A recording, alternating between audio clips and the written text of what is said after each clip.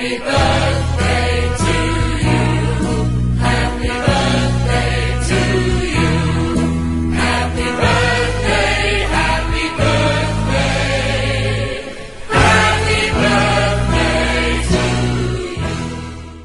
التهنئة والتبريكات على رأي إخواننا المغاربة لصاحب السمو الملكي ولي العهد الأمير الحسن بذكرى ميلاده 21. ويا رب يديلك طولة العمر والصحة وتستفيد منك المملكة المغربية كما استفادت من جلالة الملك.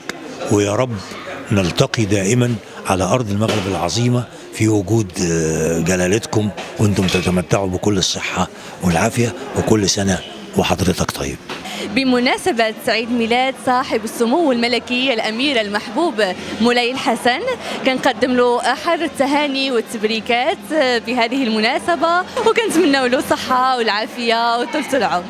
بمناسبة الذكرى 21 سنة للاحتفاء بصاحب السمو الملكي الأمير الجليل ولي العهد مولاي الحسن، كنتمنى لك عيد ميلاد سعيد وعمر مديد، والله يبارك في عمر سيدنا.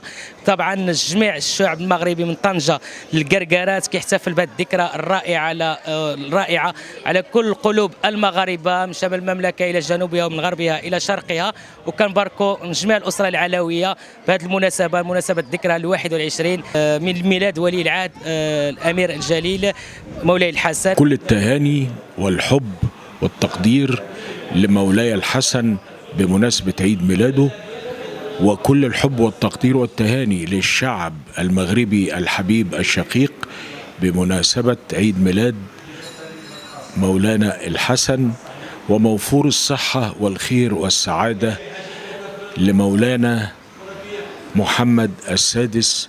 وبقول له وللشعب المغربي كل سنة وانتم طيبين وفي خير ورفاهية. بمناسبة حلول عيد ميلاد صاحب السمو الملكي الأمير مولاي الحسن، نتمنى له أجمل المتمنيات وأسمى عبارات التهاني بهذه المناسبة، طالبين من الله عز وجل أن يمن عليه بموفور عافيته وتوفيقه، ونتمنى لكل شباب المملكة توفيقا في كل المجالات التي يشتغلون بها. وتهاني مرة أخرى لصاحب السمو الملكي الأمير مولاي الحسن بهذه المناسبة.